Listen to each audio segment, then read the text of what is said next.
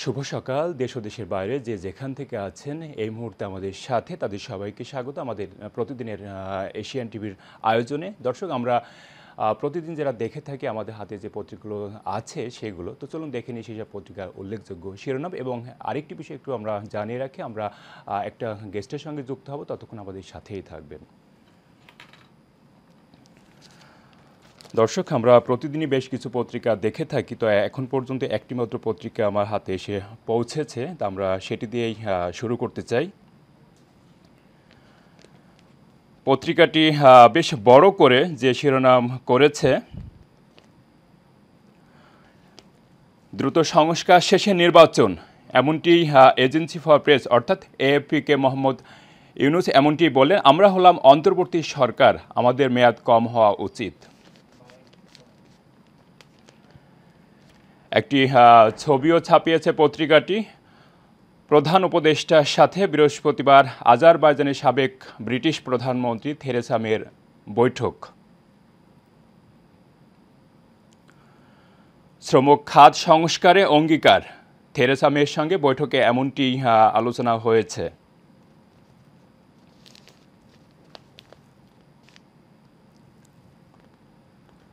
দেড়শো এনজিওর কাঁধে খেলাপির বোঝা, কিস্তি পরিশোধ না করার ব্যাপারে সবার যুক্তি কম বেশি এক। বহু এনজিও ঋণ দিয়ে টাকা তুলতে ব্যর্থ হচ্ছে, এমনটি শিরোনামে আছে। বেসরকারি সংস্থার টাকা সরকারি অধিদপ্তরে, গৃহঋণের টাকা গেছে বুটিক শিল্পে। ঋণের টাকার ভাগ গেছে চেয়ারম্যান ও মেম্বারের পকেটে, প্রধানমন্ত্রীর কার্যালয়ের হস্তক্ষেপ।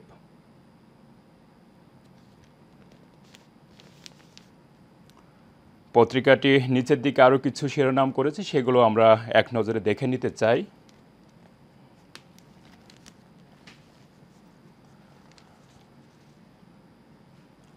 কুইক রেন্টাল নিয়ে একটি শিরোনাম করেছে, যেখানে হাইকোর্টের একটি রায়ের ঘোষণা হয়েছে গতকাল। শিরোনামটি এমন, কুইক রেন্টাল দায়মুক্তির বিধান অবৈধ, এখন সরকার চাইলে ভাড়াভিত্তিক বিদ্যুৎ কেন্দ্রগুলোর সঙ্গে চুক্তি পুনর্বিবেচনা করতে পারবে। এমনটি হাইকোর্টের রায়ে গতকাল ঘোষণা হয়েছে। এমনটি পাশে আরও আছে, রাষ্ট্র মেরামতে ৩১ দফা রূপরেখা দিল বিএনপি। প্রতিটি নাগরিকের মতামতের স্বাধীনতা নিশ্চিত করতে হবে, স্বৈরাচারের যেন পুনরাবৃত্তি না ঘটে, এমনটি বললেন বিএনপির ভারপ্রাপ্ত চেয়ারম্যান তারেক রহমান। হজের নিবন্ধন ৩০ নভেম্বরের মধ্যে শেষ করতে হবে। পাশে দেখা যাচ্ছে বিবিসি হিন্দিকে উপদেষ্টা নাহিদ একটি সাক্ষাৎকার দিয়েছেন, যেখানে বলছেন, সংখ্যালঘুদের নিরাপত্তা আমাদের দায়িত্ব, ভারতে কিছু বলার দরকার নেই, এমনটি জানিয়েছেন উপদেষ্টা নাহিদ। অন্তর্বর্তী সরকারের তথ্য সম্প্রচার উপদেষ্টা নাহিদ ইসলামের একটি সাক্ষাৎকার বৃহস্পতিবার প্রকাশ করেছে বিবিসি হিন্দি। সেখানে তিনি সংখ্যালঘুদের ওপর হামলা, তাদের নিরাপত্তা এবং ভারত বাংলাদেশের সম্পর্ক নিয়ে কথা বলেন। আরও আছে, বায়ু দূষণে শীর্ষ 10-এ ঢাকা, মাস্ক পরার আবারও পরামর্শ। শেষের দিকে পত্রিকাটি যে শিরোনাম করেছে, পররাষ্ট্র মন্ত্রণালয় নিয়ে, হাসিনা ইস্যুতে কোনো জবাব দেয়নি ভারত। দেশটির বিভিন্ন গণমাধ্যমে পতিত স্বৈরাচারের বিবৃতি সরকারের ভালোভাবে দেখছেন না, এমনটি পত্রিকাটি শিরোনাম করেছে। দর্শক, আমরা দেখছিলাম দৈনিক সময়ের আলো পত্রিকাটিতে বেশ কিছু বিষয় উঠে এসেছে, যেমন এনজিও নিয়ে একটি শিরোনাম আছে। তারপরে আমরা দেখেছি যে প্রধান উপদেষ্টা গত বৃহস্পতিবার আজারবাইজানের সাবেক ব্রিটিশ প্রধানমন্ত্রী থেরেসা মের সঙ্গে বৈঠক করেন। তারপর আরও আছে, দ্রুত সংস্কার শেষে নির্বাচন, যেমন গতকাল আমরা দর্শক দেখেছি পত্রিকার মাধ্যমে বিভিন্নভাবেই যে রাষ্ট্র সংস্কার নিয়ে বিএনপির ৩১ দফা আছে, এবং সেই দফা নিয়েই কিন্তু গতকাল একটি সেমিনার হয়েছে, যে সেমিনারে আসলে বিভিন্ন বিষয় উঠে এসেছে। তো সেই সেমিনারে কিন্তু বিভিন্ন বিষয় উঠে এসেছে এবং যেখানে যুক্ত হয়েছিলেন বিএনপির ভারপ্রাপ্ত চেয়ারম্যান তারেক রহমান।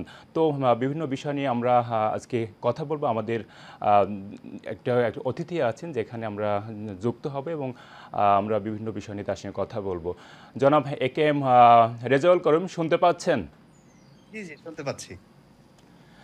জনাব রেজাউল করিম, আপনাকে স্বাগত আমাদের অনুষ্ঠানে। যেমনটি আমরা দেখছিলাম যে গতকাল ৩১ দফা রাষ্ট্র সংস্কার নিয়ে বিএনপির একটি সেমিনার হয়েছে এবং যেখানে যুক্ত হয়েছিলেন ভার্চুয়ালি বিএনপির ভারপ্রাপ্ত চেয়ারম্যান তারেক রহমান, এবং তিনি কিন্তু বেশ বিভিন্ন বিষয় নিয়ে কথা বলেছেন। তার মধ্যে একটি বলেছেন যে বিগত সময়গুলোতে দেখা গেছে যে একই ব্যক্তি হয়তো একাধিকবার তারা রাষ্ট্র ক্ষমতায় অর্থাৎ প্রধানমন্ত্রীর দায়িত্বে থাকছেন, কিন্তু উনি যেটা বলেছেন যে আসলে একই ব্যক্তি দুইবারের বেশি রাষ্ট্রপ্রধান বা প্রধানমন্ত্রী হতে পারবে না। তো এই বিষয়ে আসলে আপনি এটিকে কিভাবে দেখেন? এটার একটা বড় উদাহরণ হচ্ছে আপনার আমেরিকা। আপনার আমেরিকাতে আপনারা জানেন যে এই কয়েকদিন আগে নির্বাচন সম্পন্ন হলো। জর্জ বুশ দ্বিতীয়বারের মতো রাষ্ট্রপতি নির্বাচিত হয়েছেন। আহ, আপনার আমেরিকাতে পরপর দুইবার বা দুইবারের বেশি কেউ রাষ্ট্রপ্রধান হতে পারেন না। এটার উদ্দেশ্য একটা হচ্ছে এরকম যে আপনার দেখা যাচ্ছে যে দুই টার্মের বেশি ক্ষমতায় থাকলে তাদের মধ্যে একটা ফ্যাসিস্ট মনোভাব তৈরি হতে পারে। জনগণের প্রতি যে দায়বদ্ধতা, সেই দায়বদ্ধতার জায়গা থেকে তারা দূরে সরে আসতে পারে। এই জন্য আপনি দেখবেন যে জার্মানিতে কিছুদিন আগে জার্মান চ্যান্সেলর মার্কেল অ্যাঙ্গেল বিদায় নিলেন। উনি কিন্তু খুবই জনপ্রিয় একজন রাষ্ট্রপ্রধান ছিলেন এবং দীর্ঘদিন জার্মানির দায়িত্বে ছিলেন, কিন্তু উনি স্বেচ্ছায় দায়িত্ব ছেড়ে দিয়েছেন যে এখন আমার সময় এসেছে নতুনদেরকে জায়গা ছেড়ে দেওয়ার। তো আমরা যদি উন্নত বিশ্বের এই উদাহরণগুলো দেখি, যে সাধারণত আপনার আহ পার্টির প্রধান বলেন, আপনার দেশের প্রধান বলেন, এই জায়গাগুলো কিন্তু চেঞ্জ হয়। আর বাংলাদেশে যেহেতু আমাদের একটা তিক্ত অভিজ্ঞতা রয়েছে, আমরা স্বৈরাচারী এরশাদ সরকারের আমল দেখেছি এবং সর্বশেষ এই পতিত হাসিনা সরকার, যারা 15 বছর 7 মাস একেবারে কন্টিনিউয়াসলি ক্ষমতায় ছিলেন এবং ক্ষমতায় থেকে তারা যেভাবে ক্ষমতার অপব্যবহার করেছেন, এটা একটা অ্যালার্মিং বিষয়। সে কারণেই বিএনপি ভারপ্রাপ্ত চেয়ারম্যান জনাব তারেক রহমান সাহেব কিন্তু 2022 সালেই এই 31 দফা প্রণয়ন করেছিলেন, যেটা আপনার 2023 সালের নির্বাচনের অনেক আগে, যে যদি ভবিষ্যতে বিএনপি জনগণের ম্যান্ডেট নিয়ে ক্ষমতায় যায় তাহলে তারা কিভাবে রাষ্ট্র সংস্কার করবেন। এই রাষ্ট্রের সংস্কার নিয়েই কিন্তু মূলত এই 31 দফা। কাজেই আমি তারেক সাহেবের এই 31 দফাকে একটি ইতিবাচক দিক হিসেবে দেখি। এবং আপনারা জানেন যে গত পরশুদিন তারা এই 31 দফাকে সারা দেশে প্রচারের জন্য বিভাগ ওয়ারি, গতকালকে যেটা আপনি বললেন যে ঢাকা বিভাগের একটি সভাতে উনি ভার্চুয়ালি যুক্ত হয়েছেন, এরকম পর্যায়ক্রমে আমরা জানি যে প্রত্যেকটি বিভাগে এটা নিয়ে বিএনপির কর্মীদের মধ্যে প্রশিক্ষণ এবং এটা দেশবাসীকে অবগত করানো, এই কাজটি বিএনপি করবে।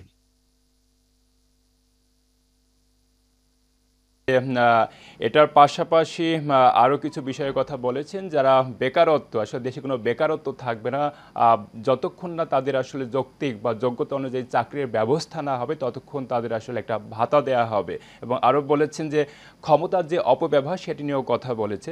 তো পাশাপাশি আমরা আরেকটি বিষয় নিয়ে একটু আপনার সঙ্গে কথা বলতে চাই যে দেশের বিভিন্ন বিভাগে আসলে কোথাও কোথাও দেখা যাচ্ছে একাধিক, আসলে একাধিক না ততোধিক, যে ততোধিক উপদেষ্টা আছে, আবার কোনো বিভাগে একটিও নাই। তো এই বিষয়টিকে আসলে আপনি কিভাবে মূল্যায়ন করবেন বা কিভাবে দেখেন? আমি আসলে এইভাবে বিভাগওয়ারি মূল্যায়ন করতে চাই না, কারণ আপনার একটা দেশের উপদেষ্টা অথবা একটা দেশের মন্ত্রী, এটা আসলে বিভাগ বা জেলাওয়ারি হয় না। এটা হয় যোগ্যতার ভিত্তিতে। যেমন ধরেন আপনার বিএনপির আমলে সাইফুর রহমান সাহেব লাগাতার অর্থমন্ত্রী ছিলেন, উনি কিন্তু সিলেটের লোক হিসেবে অর্থমন্ত্রী হননি, বাংলাদেশের একজন পথিতযশা অর্থনীতিবিদ হিসেবে উনি অর্থমন্ত্রী হয়েছেন। তো আপনার আপনি বিদেশেও দেখবেন, যেমন ব্রিটেনে গর্ডন ব্রাউন প্রধানমন্ত্রী হয়েছিলেন। উনি প্রথমে আপনার অর্থমন্ত্রী ছিলেন, পরবর্তীতে প্রধানমন্ত্রী হন। উনি কিন্তু আপনার স্কটল্যান্ডের বাসিন্দা, কিন্তু উনি কিন্তু ওয়েস্টমিনিস্টার এবং লন্ডনে এসে আপনার সেই দেশের রাষ্ট্রের নেতৃত্ব দিয়েছেন। এখন কথা হচ্ছে যে আপনার এইখানে বাংলাদেশে যতগুলো উপদেষ্টা নিয়োগ হয়েছে, এখানে সমালোচনা হচ্ছে যে চট্টগ্রাম বিভাগ থেকে বেশি হয়েছে। চট্টগ্রাম বিভাগ থেকে বেশি হওয়াতে কোনো অসুবিধা নেই। দেখতে হবে যে তার চাইতে কোনো যোগ্য লোককে বাদ দিয়ে আমরা অযোগ্য লোকদেরকে বা বা আপনার দুর্নীতিবাজ কোনো লোককে, অথবা আমরা স্বজনপ্রীতির মাধ্যমে কোনো লোককে নিয়োগ দিয়েছি কিনা। আর উম, বিভাগওয়ারি যে বক্তব্যটি এসেছে যে দেখা যাচ্ছে কোনো জনপদ দুর্বল, এখন একটা রাষ্ট্রের প্রধানের দায়িত্ব, সে কিন্তু একটা বিভাগের দায়িত্ব পালন করে না, গোটা রাষ্ট্রের দায়িত্ব পালন করে। সেই ক্ষেত্রে কোনো অনগ্রসর বিভাগ যদি থাকে, সেই বিভাগকে নজরে আনা, তার উন্নয়ন করা, সেখানে বেকারত্ব দূর করা বা তাদের চাহিদা পূরণ করা, এটা কিন্তু রাষ্ট্রেরই দায়িত্ব। রাইট। কাজেই আমি ওই বিভাগে, কোনো বিভাগে বেশি পড়েছে কোনো বিভাগে পড়েনি, আমি বিষয়টিকে এভাবে দেখছি না। না আসলে হ্যাঁ, আপনি যেমনটি বলছিলেন যে আসলে বিভাগ অনুযায়ী না, যে আসলে এটা হওয়া উচিত যোগ্যতার ভিত্তিতেই। তো তেমনটি আসলে আমরাও সেটাই ভাবি এবং সাধারণ মানুষও ভাবুক আসলে ভাবে যে আসলে যোগ্যতার মাপকাঠিতেই আসলে উপদেষ্টা নিয়োগ হওয়া উচিত, এবং সেটা একই বিভাগে সেটা একাধিকও হতে পারে আর কোথাও নাও থাকতে পারে, এমনটি সাধারণ মানুষও ভাবে আর কি। তো আপনাকে অনেক অনেক ধন্যবাদ আমাদের সাথে যুক্ত হওয়ার জন্য। দর্শক, এই মুহূর্তে আমার হাতে চলে এসেছে সকল পত্রিকায়। আমার হাতে যে পত্রিকাগুলো আছে আমি এর প্রথমে দেখব দৈনিক দেশ রূপান্তর পত্রিকা। পত্রিকাটি বেশ বড় করে প্রধান যে শিরোনামটি করেছে, বিশেষ আইন নিয়ে যত প্রশ্ন। বিদ্যুৎ জ্বালানি খাত নিয়ে 15 বছরে বেসরকারি কেন্দ্র থেকে ক্রয় প্রায় 3.5 কোটি টাকার বিদ্যুৎ, ক্যাপাসিটি চার্জ দিতে হয়েছে প্রায় 1,30,000 কোটি টাকা। মাত্র 1 বছর 3 মাসে আদানির বিদ্যুৎ কিনতে ব্যয় 14,356 কোটি টাকা। মন্ত্রীর একক ক্ষমতা, দায়মুক্তি অবৈধ। এএফপিকে ডক্টর মোহাম্মদ ইউনূস বললেন, অন্তর্বর্তী সরকারের মেয়াদ সংক্ষিপ্ত হওয়া উচিত, এমন শিরোনামটি করেছে পত্রিকা। আরও আছে, আমৃত্যু চিকিৎসা পাবেন আহতরা। দিল্লি থেকে হাসিনার বক্তব্য ভালোভাবে দেখছে না সরকার। ক্ষমতার অপব্যবহার রোধ করব। সেমিনারে তারেক রহমান, পরপর দুবারের বেশি প্রধানমন্ত্রী নয়। কর্মসংস্থান না হওয়া পর্যন্ত যোগ্যতা অনুযায়ী বেকার ভাতা প্রবর্তন করা হবে, এমনটি শিরোনামে আছে। পত্রিকাটির নিচের দিকে আরও কিছু শিরোনাম করেছে, সেগুলো এক নজরে দেখে নিই। অন্তর্বর্তী সরকারে আঞ্চলিক ভারসাম্য কতটা জরুরি। বৈষম্য বিরোধী ছাত্র আন্দোলনের দুই পক্ষের সংঘর্ষ। বাংলাদেশে বিনিয়োগে আগ্রহী আজারবাইজান। এ মাসে ডেঙ্গু রোগী 15,000 ছাড়ালো। শেষের দিকে যে শিরোনামটি আছে, 25 মিনিটের অসতর্কতা, 36 ঘন্টা আগুন। দর্শক, এই ছিল দৈনিক দেশ রূপান্তর পত্রিকার উল্লেখযোগ্য শিরোনাম। এরপর আমরা চলে যাচ্ছি প্রথম আলোতে। প্রথম আলো অনেক বড় করে যে শিরোনামটি করেছে, মন্ত্রীর একক ক্ষমতা ও দায়মুক্তির বিধান অবৈধ। বিদ্যুৎ খাত নিয়ে হাইকোর্টের রায়ে এমনটি জানিয়েছে। গতকাল একটি রায় হয়েছে বিদ্যুৎ খাত নিয়ে। পাশে একটি ছবি দেখা যাচ্ছে কাঞ্চনজঙ্ঘা নিয়ে।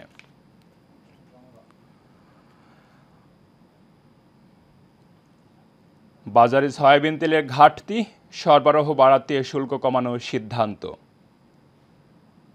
ছাত্র জনতা অভ্যুত্থান নিয়েও একটি শিরোনাম আছে, গুলিবিদ্ধ শিক্ষার্থী আবদুল্লাহর মৃত্যু। একই শিরোনাম, আহতরা বিনামূল্যে চিকিৎসা পাবেন, কর্মসংস্থানও হবে, এমনটি শিরোনামে আছে। যা খুশি করার সুযোগ রেখে ট্রাম্পের মন্ত্রিসভা ঘোষণা।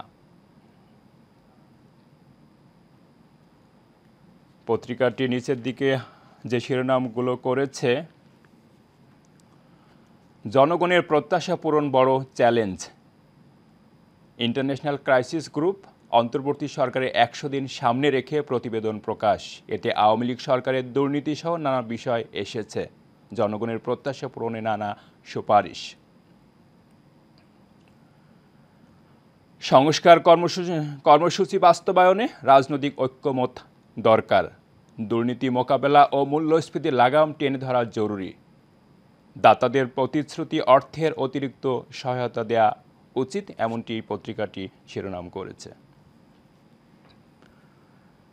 রংপুরের বদরগঞ্জে মডেল সরকারি প্রাথমিক বিদ্যালয়ে অধ্যয়নরত যমজ 20টা শিশু সোমবার একটি ছবি তুলেছে পত্রিকাটি। শিশুদের ফুল দিয়ে শুভেচ্ছা জানানো হয়, এমনটি দেখিয়েছে পত্রিকাটি। দর্শক, আমরা দেখছিলাম দৈনিক প্রথম আলো, এরপর আমরা দেখব সময়ের আলো পত্রিকা। দর্শক, আমরা সময়ের আলো একটু আগেই দেখেছি, আমরা এরপরে যেটি দেখব দৈনিক নয়া দিগন্ত। নয়া দিগন্ত বড় করে একই শিরোনাম করেছে, প্রধান উপদেষ্টার সাথে আজারবাইজানের বাকুতে প্রেসিডেন্ট ইলহাম আলিয়েতের সাথে বৈঠক করেন, এমন একটি ছবি পত্রিকাটি প্রথমে বড় করে ছাপিয়েছে।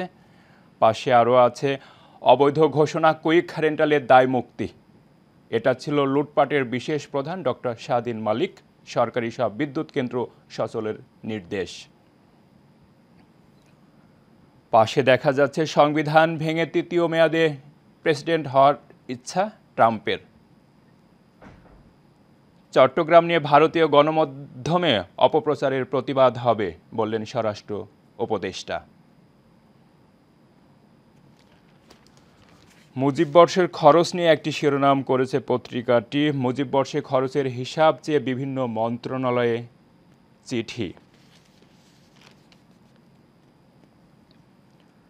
নয়া দিগন্ত একটি ছবি ছাপিয়েছে, যেখানে দেখা যাচ্ছে রাজধানীর লেকশোর হোটেলে বিএনপির আলোচনা সভায় ভার্চুয়ালি অংশ নেন তারেক রহমান, এমন একটি ছবি পত্রিকাটি ছাপিয়েছে। কাজে বাধা হচ্ছে পুলিশের ভেতরে থাকা স্বৈরাচারের আস্থাভাজনরা। নতুনদের ভেতরে ভয় ঢোকানোর চেষ্টা, পলাতকরা যোগাযোগ করছে বাহিনীতে থাকা দোসরদের সাথে। সর্বোচ্চ সতর্কতায় পুলিশ সদর দপ্তর। শেষের দিকে আরও শিরোনামে আছে, 4 মাসে পাম তেল ও চিনি আমদানি অস্বাভাবিক হ্রাস। ভারত থেকে হাসিনার বক্তব্য সরকারের তীব্র অসন্তুষ্ট। মিশনকে প্রোটোকল নিয়ে সতর্ক থাকার নির্দেশ। আগামীর বাংলাদেশে প্রধানমন্ত্রীও স্বেচ্ছাচারী হতে পারবে না বললেন তারেক রহমান। দর্শক, এই ছিল দৈনিক নয়া দিগন্ত পত্রিকার প্রধান প্রধান শিরোনামগুলো। এরপর আমরা দেখব দৈনিক যুগান্তর পত্রিকা। পত্রিকাটি একই শিরোনাম করেছে রেন্টাল কুইক নিয়ে। শিরোনামটি এভাবে করেছে, ক্যাপাসিটি চার্জের নামে 1 লাখ কোটি টাকা লোপাট, রেন্টালে কুইক লুটপাট। পাশে আছে, কুইক রেন্টাল নিয়ে হাইকোর্টের রায়, দায় মুক্তি ও মন্ত্রী একক ক্ষমতার বিধান অবৈধ।